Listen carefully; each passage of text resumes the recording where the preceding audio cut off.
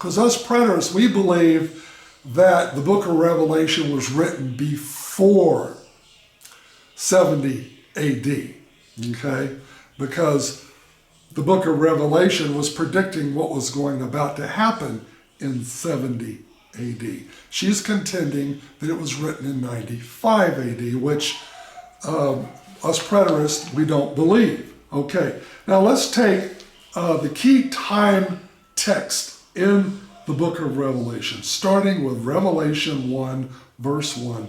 The revelation of Jesus Christ, which God gave to show his servants what must soon take place. All right, soon. Now you look at those other scriptures beneath verse 1, verse 3, because the time is near.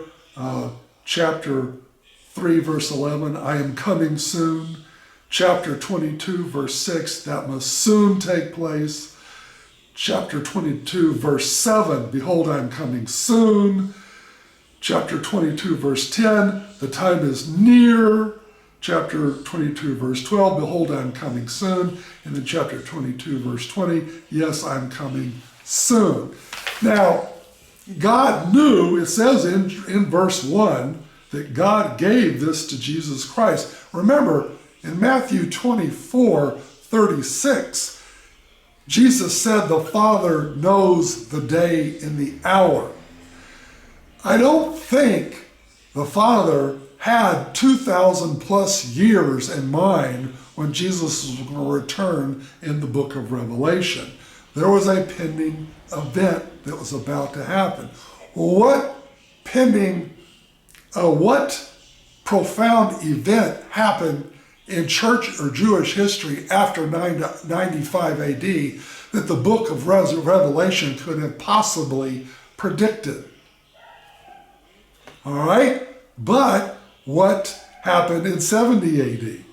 Okay? Also, if you look at Revelation chapter 1, verse 7, look, he is coming with the clouds, and every eye shall see him, even those who pierced him, and all the peoples of the earth will mourn because of him. So shall it be. Now, when it says every eye shall see him, it wasn't talking about every eye in the entire global world. The people in Japan, Australia, New Zealand, Indonesia, the Eskimos in Alaska, the Andes Indians in South America. And we're talking about those people.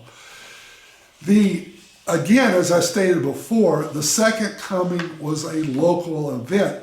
Every eye in the Jerusalem area will see him, because that's where the parousia took place, was in Jerusalem.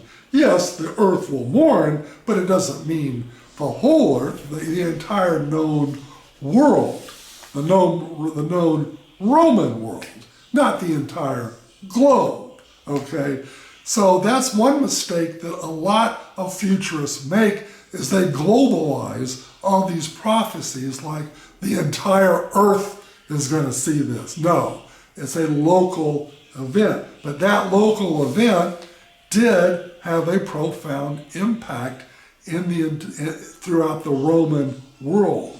Okay, and let's not overlook the phrase, even those who pierced him. Well, those who pierced him would more likely have been still alive in 70 AD.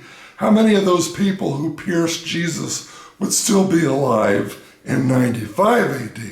Much less 2,000 or 3,000 years into the future, if those events were to happen in our future. Well, there's none of them who pierced them who are still alive today, unless they live to be more than 2,000 years old. So those who pierced him, that phrase carries a very significant time text. Also, Revelation 11, this is where John is told to measure the temple. The temple was still in existence at the time John wrote the book of Revelation, because if it didn't exist, how is he going to go measure the temple? Hello? In verse 2, let me read verse 1. I was given a reed like a measuring rod and was told, go measure the temple of God and the altar and count the worshipers there.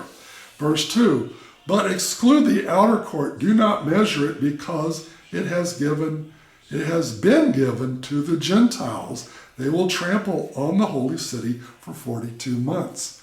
Well, if you know your history of how Rome conquered Jerusalem, you would know that they were there for 42 months. Jerusalem was under siege for 42 months. That's how come they were able to tear down the temple in 42 months. So that had been fulfilled when Rome tore down Jerusalem, but more importantly, the temple.